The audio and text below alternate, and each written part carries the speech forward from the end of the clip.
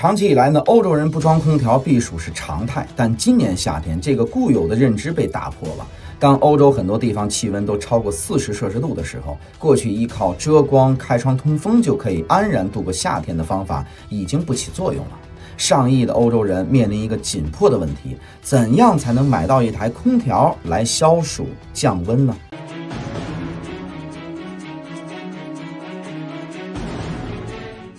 大家好，我是谢飞啊，欢迎来到今天的谢飞观察。那么从6月20号开始，热穹顶极端高压天气覆盖了整个的欧洲大陆啊，像一个密闭的锅盖一样，把热量就封在里边，使得热空气排不出，冷空气进不来，各地的高温记录不断被打破。那么法国西部气温呢，当时已经升至43摄氏度了，打破当地6月最高温的记录。德国东部呢测得是41.5摄氏度，2天内2次打破历史最高温。那么英国的南部呢，3天内3次打破6月最高温的记录，气象局罕见发出最高级别的红色警报。那西班牙的高温情况呢更严重一些，101个气象站呢都测到了40摄氏度以上的高温。南部的哈恩省的气温呢接近45摄氏度。据初步统计，在6月25号这一天呢，欧洲1.9亿人口所处的区域的气温都超过了35摄氏度。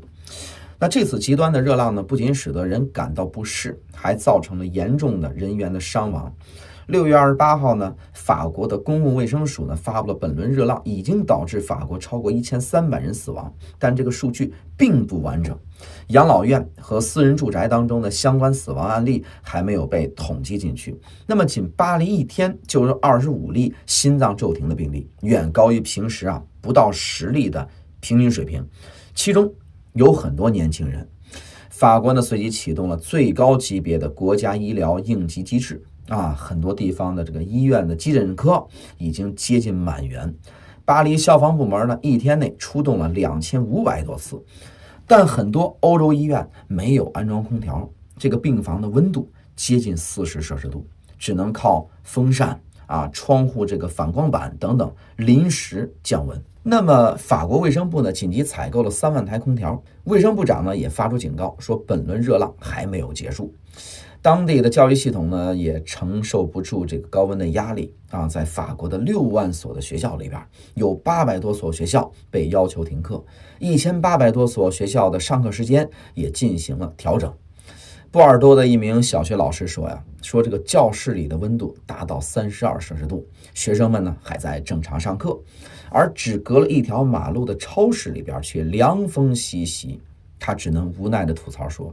如果继续这样下去的话，那么课堂只能搬到超市的过道里去了。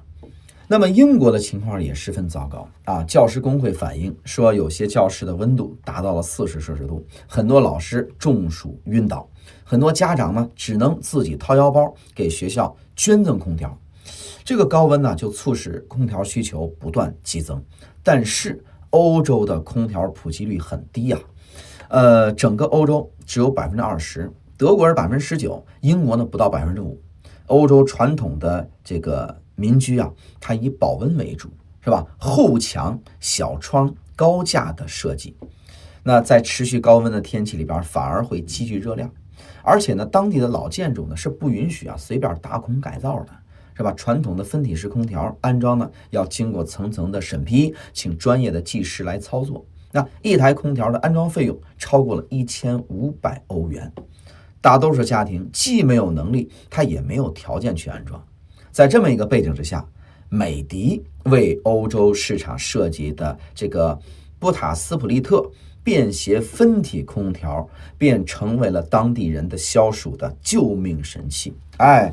这款产品呢，它不需要打孔，不需要专业人士安装，不需要审批手续，开箱20分钟就可以完成安装制冷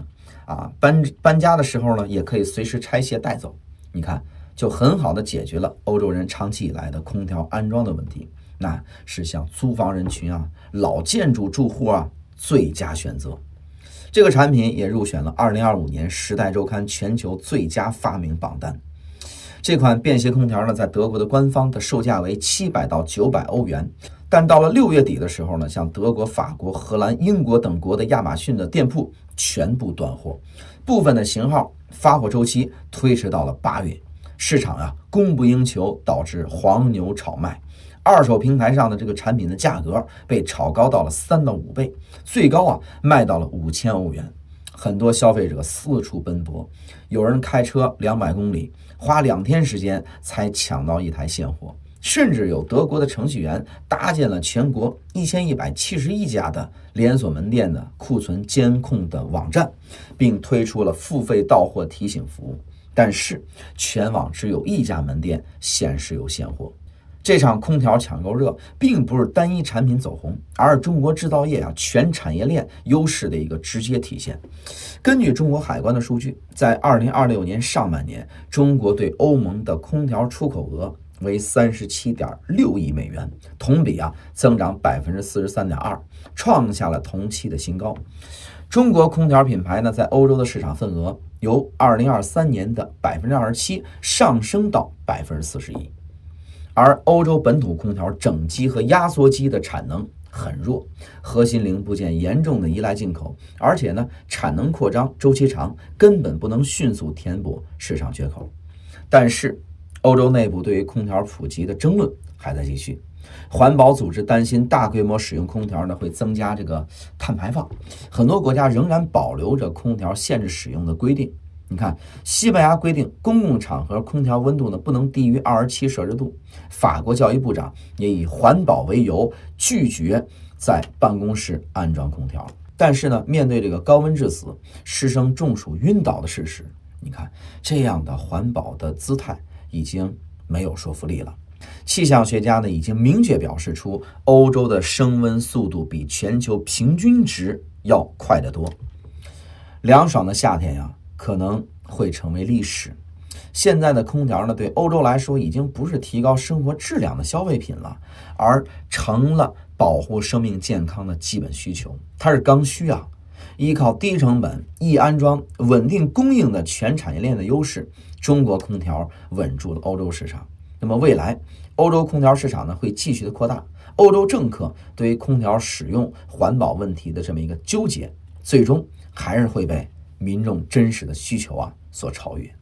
好了，感谢收看这一期的写飞观察，希望给点关注，同时将视频转发分享出去，让更多朋友看到。我们下期节目再见。